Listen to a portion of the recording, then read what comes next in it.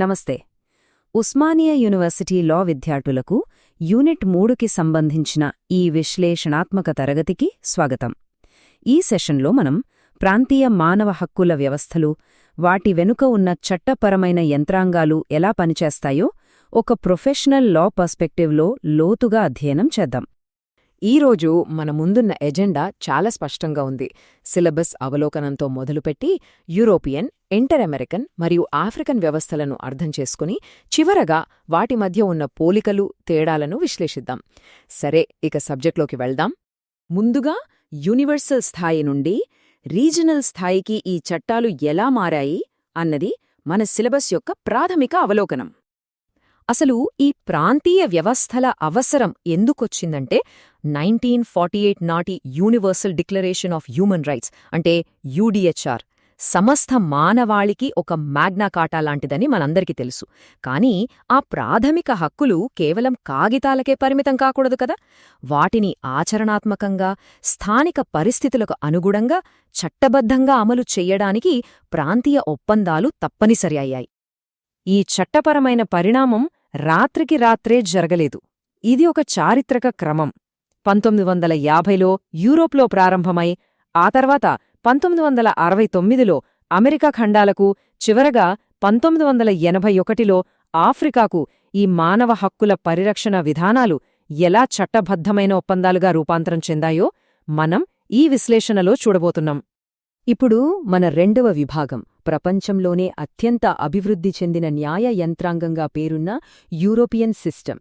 ఈ వ్యవస్థ మొత్తానికి పునాది అనదగ్గ పత్రం European convention on human rights.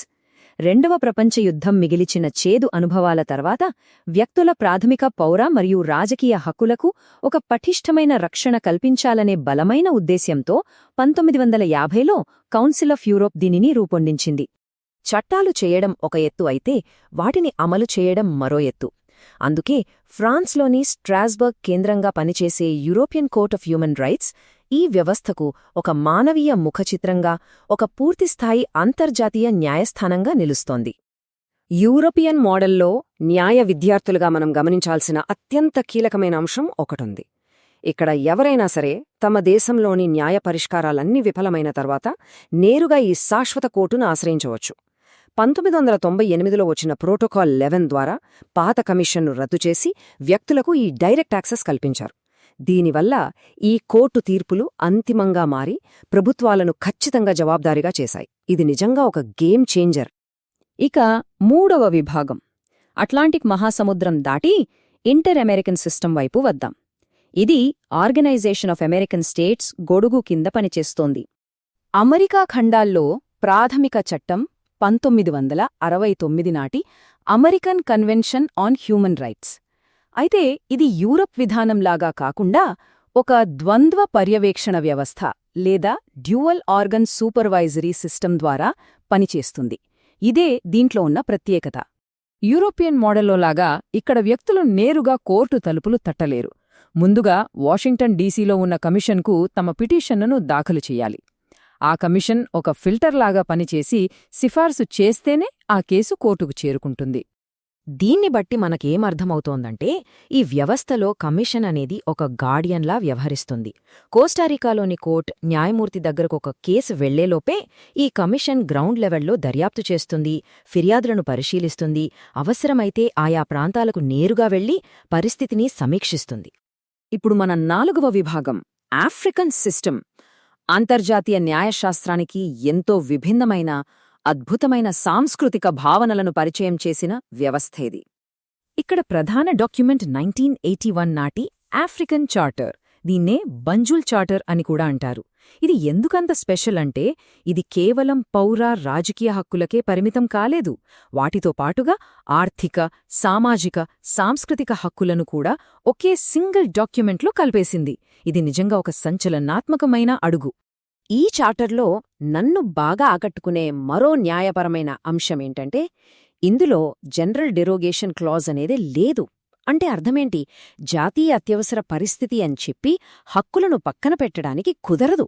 ఎట్టి పరిస్థితుల్లోనూ మానవ హక్కుల ప్రమాణాలే పైచేయి సాధించాలి.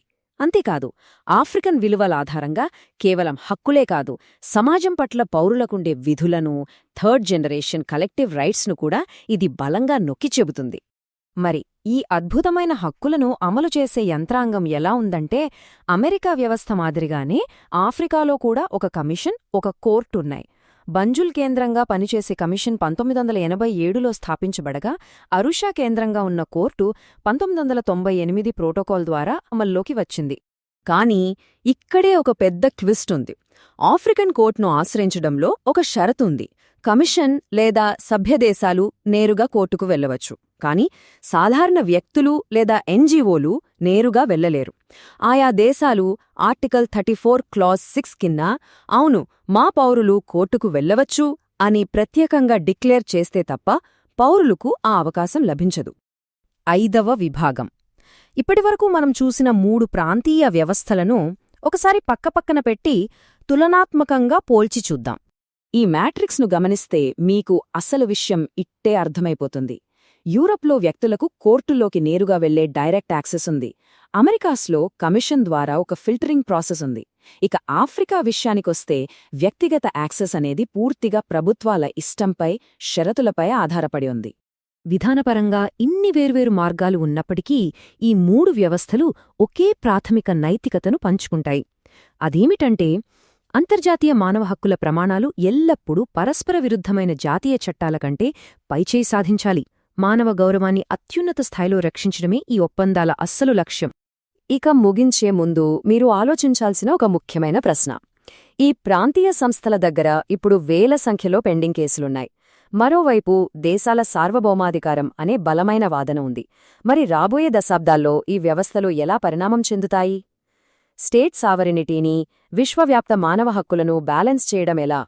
న్యాయ విద్యార్థులుగా ఈ సవాళ్లపై మీరు దృష్టి సారించాలి. ఈనాటి విశ్లేషణ మీకు ఈ సబ్జెక్ట్పై మంచి పట్టు ఇచ్చిందని ఆశిస్తున్నాను. మళ్ళీ మరో టాపిక్తో కలుద్దాం.